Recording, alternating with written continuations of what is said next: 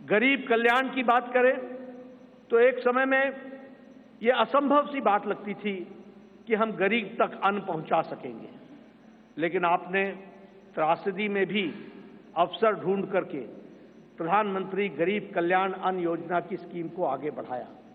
80 करोड़ की जनता को या तो 5 किलो गेहूं या 5 किलो चावल या 1 किलो दाल ये देने की व्यवस्था की। आज उसके कारण हम ये कह सकते हैं कि लगभग 25 करोड़ लोग, भारत की आबादी आज गरीबी की रेखा से ऊपर उठ करके अबव पॉवर्टी लाइन में आ गई, बिलो पॉवर्टी लाइन से निकल गई। ये भी हमारे ध्यान में।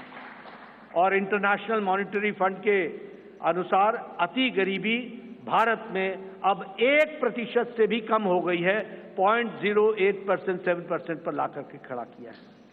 उसी तरीके से आवास योजना मैं यहाँ बार बार सुनाता हूँ और मुझे वो बार बार इच्छा भी होती है बताने की, क्योंकि वो धरातल की सच्चाई थी। एक समय में हमारे यहाँ हमारा ब्लॉक डेवलपमेंट ऑफिसर आके बताता था कि एमएलए साहब आपके यहाँ एक पंचायत में 2 इंदिरा आवास योजना मिली है, 2। अब बताओ इसको किसको दें?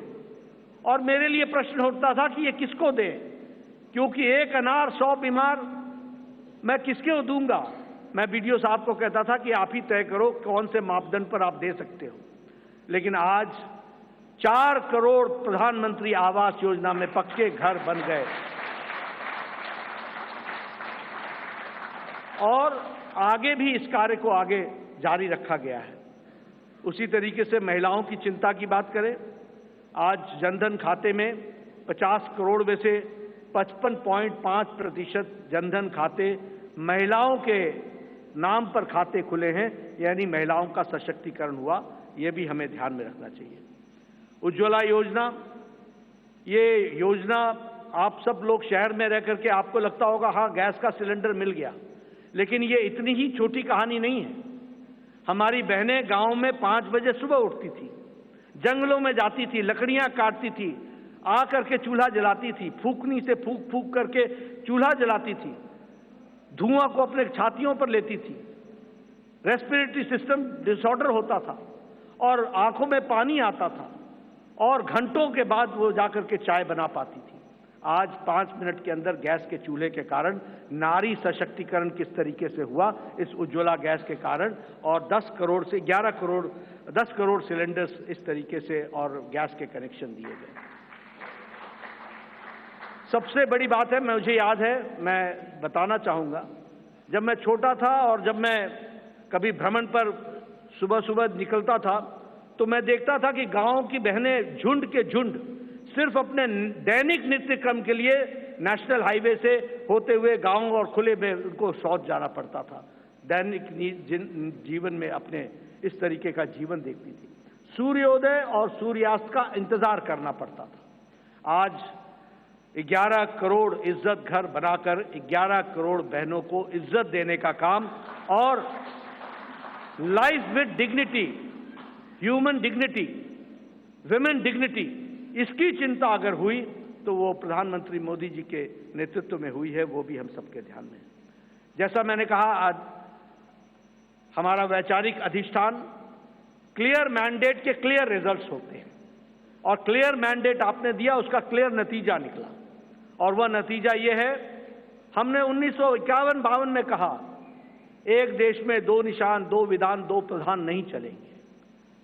हम 1951-52 से ये बात कह रहे थे, लेकिन आपने क्लियर मैंडेट दिया और 2019 के 6 अगस्त को धारा 370 को एब्रोगेट कर दिया गया, धाराशाही कर दिया गया। प्रधानमंत्री मोदी जी की इच्छा शक्ति ने उस कार्य को पूरा किया। मुझे याद है कि पालमपुर का प्रस्ताव पारित हुआ था कि हम राम मंदिर बनाने के रास्ते को प्रशस्त करेंगे। ये पालमपुर का रेजोल्यूशन था और पालमपुर के रेजोल्यूशन से लंबी यात्रा हमने की और हमने वो भी दिन देखे जब कांग्रेस के वकील खड़े होकर के न्यायिक प्रक्रिया को रोकने का प्रयास करते थे और ये कहते थे कि इससे भारतीय जनता पार्टी को फायदा होगा। उनको देश की चिंता नहीं थी, उनको रामलला की चिंता नहीं थी, उनको भारत की संस्कृति और गौरव की चिंता नहीं थी। वह वोट बैंक की राजनीति करने वाले लोग उसमें अड़ंगे लगाते रहे, अटकाते रहे, लटकाते रहे, भटकाते रहे। लेकिन प्रधानमंत्री मोदी जी के नेतृत्व में वह रास्ता प्रशस्त हुआ और भव्य राम मंदिर 22 जनवरी को आपके कर कमलों के द्वारा वह आज रामलला वहां विराजमान है और उनका प्राण प्रतिष्ठा आपके 10 दिन के अथक कार्यक्रम और अनुष्ठान के बाद आपके कर कमलों द्वारा हुआ, वो भी हम लोगों ने देखा है। ट्रिपल तलाक, 3 तलाक, कोई सोचता नहीं था कि इस विषय को टच करेंगे, कोई इस विषय पर चर्चा भी करेंगे। सुप्रीम कोर्ट से लेकर के समाज के सभी वर्ग मानते थे कि 3 तलाक आज मानवता के लिए एक तरीके से त्रासदी है, इसको समाप्त होना चाहिए।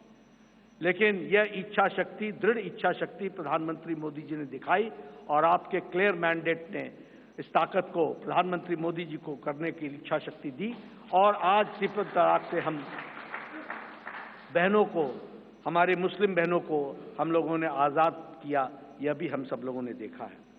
उसी तरीके से 30 साल से राजनीतिक कारणों से नारी शक्ति वंदन और महिलाओं का रिजर्वेशन पर राजनीति होती रही फॉर 30 इयर्स, 30 साल कोई कुछ नहीं हुआ। लेकिन प्रधानमंत्री मोदी जी की फिर से इच्छा शक्ति और आप सबका सहयोग, 30 साल से जो कार्य नहीं हुआ वो 3 दिन के अंदर प्रधानमंत्री मोदी जी ने नारी शक्ति वंदन विधेयक को पारित करके और अगली बार लोकसभा में 2029 में हम 33% सांसद हमारी महिलाएं बहनें होंगी, यह भी हम देखने वाले हैं। इस तरीके से कार्य मैं मजबूत नेतृत्व का एक प्रमाण और एक विषय जरूर आपसे चर्चा करना चाहूंगा। यह कोविड जब आया तो शायद यह शताब्दी का सबसे बड़ा पेंडेमिक था। दुनिया नहीं जानती थी कि इस पेंडेमिक से कैसे लड़ा जाएगा। दुनिया के नेतृत्व भी नहीं जानता था कि इस पेंडेमिक से कैसे लड़ा जाएगा। आपको पता है, बड़े बड़े विकसित देश अपने निर्णय प्रक्रिया में वह भी डमाडोल हो गए, वह भी लड़खड़ा गए, वह भी नहीं तय कर पाए कि मानवता जरूरी है या अर्थशास्त्र जरूरी है, आर्थिक विषय जरूरी है या मानवता जरूरी है, ह्यूमैनिटी जरूरी है या इकोनॉमी जरूरी है। और बहुत से देश, विकसित देश, लॉकडाउन लगाएं कि नहीं लगाएं, लगाएं कि नहीं लगाएं, इस बीच में वो पेंडुलम की तरह डोलते रहे। प्रधानमंत्री मोदी जी का नेतृत्व, मजबूत इरादे, दूरदृष्टि, इस बात को ध्यान में रख करके उन प्रधानमंत्री जी ने कहा, जान है तो जहान है, और लॉकडाउन लगाया। और जहां हमारा देश कोरोना से लड़ने के लिए तैयार नहीं था, वहीं 2 महीने के अंदर कोरोना से लड़ने के लिए प्रधानमंत्री जी ने देश को तैयार किया और फिर कहा जान भी है और जहान भी है, और फिर लॉकडाउन को हटाते हुए